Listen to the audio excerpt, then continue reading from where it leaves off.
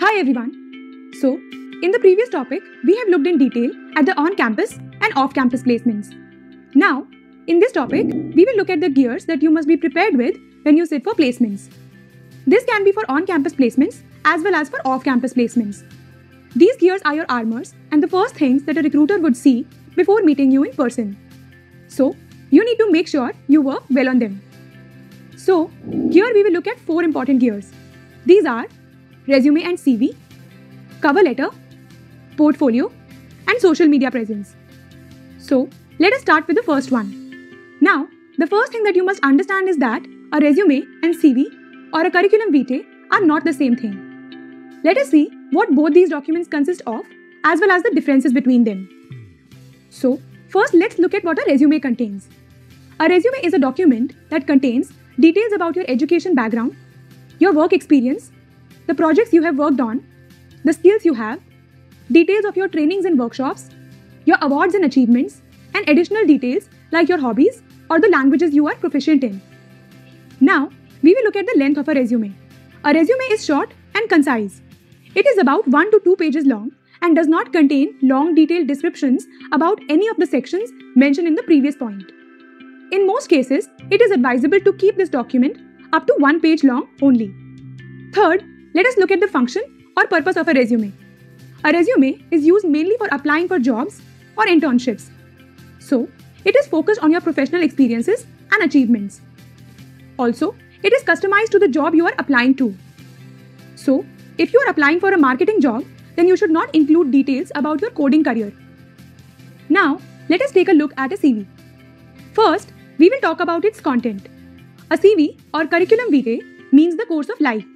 It is a document containing a written overview of someone's life's work. A CV is more focused on academic experiences and contains a description of your academic performance, publications, research work, etc.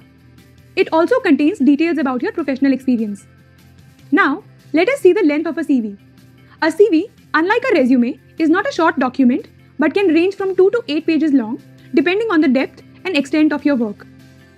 And third, let us see what the function or a purpose of a CV is. A CV is mainly used for academic purposes such as when applying for a research program, a PhD, or when applying for a teaching position at a university. So, it is focused on your academic experiences and achievements. Also, a CV is not customized like a resume. It is a universal document and must be updated regularly. Now, since this training is focused on placement preparation, we will learn how to make a resume in detail but will not learn how to make a CV. We will learn all about resume writing in the next module. So, we have looked at a resume and CV. Now, let us understand about the second gear, that is, a cover letter. A cover letter accompanies a resume. It is a letter or an email which states your intent for applying to that particular internship or job in that particular company. A cover letter is customized for every internship or job role for each company. So, no 2 cover letters can be exactly the same. Now, as we had told you in the previous topic, you will need a resume when applying for both on-campus and off-campus placements. But a cover letter is mostly required for applying for off-campus placements and may or may not be required for on-campus placements. Most companies do not ask for a cover letter in on-campus placements, but some of them do. We will learn how to write email cover letters in great detail in the next module, and everything about cover letters will be clear to you then. So, we have looked at the second gear as well.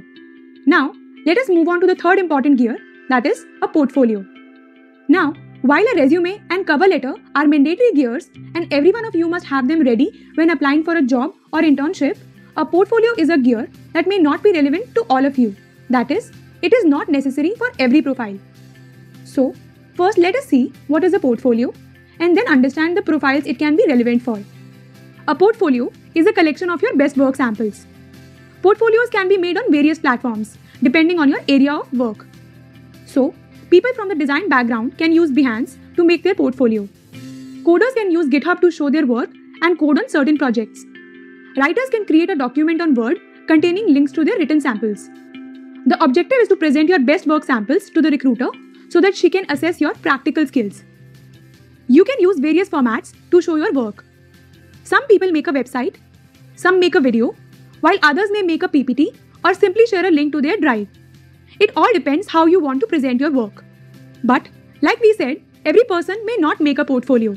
It is most common for creative profiles, such as artists, video developers, cake decorators, interior designers, etc.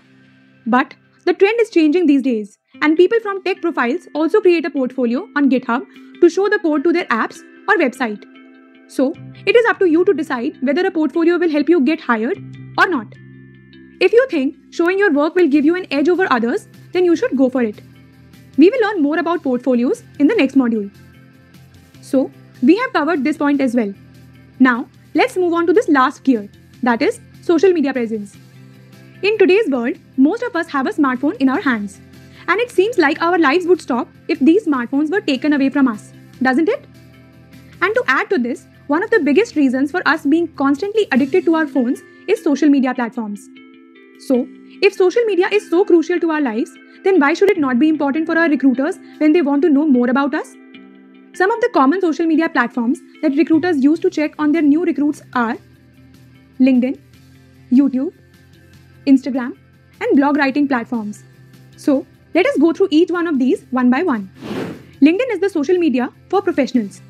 Just like you use Facebook for connecting with your friends and family, that is, to connect with people on a personal level, LinkedIn is used to connect with people professionally. Most recruiters, while going through your resume and cover letter, go on to check your LinkedIn profile as well to get a better picture about you. It helps them validate your education and work experiences as well. And also, it helps them see how active or inactive you are on this platform. So, make sure you have a LinkedIn profile. Next up is YouTube and Instagram. Many people have their own channels on YouTube or pages on Instagram showcasing their skills. If you have any such pages or channels, share the links to them with your recruiter in the resume. Recruiters usually check these out to get more knowledge about your work and skills. Next up are blogs. Many people also have their own blogs. These blogs can be on WordPress or Medium articles, etc. If you have any such online work samples of your writing, share the links to these in your resume. Now, when we say the word blog, people associate it only with writers. But nowadays, people from tech, marketing, product, and other such fields also maintain their blogs or write articles regularly to share their knowledge and new ideas with the community. Such blogs tell the recruiter about the depth of your knowledge and also give an impression that you are active in your field of work and in touch with the community. This could add to your benefit while getting hired. Again, just like portfolios, social media presence is not a mandatory gear while applying for jobs or internships.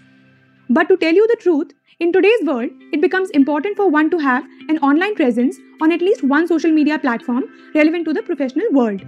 So, think about it.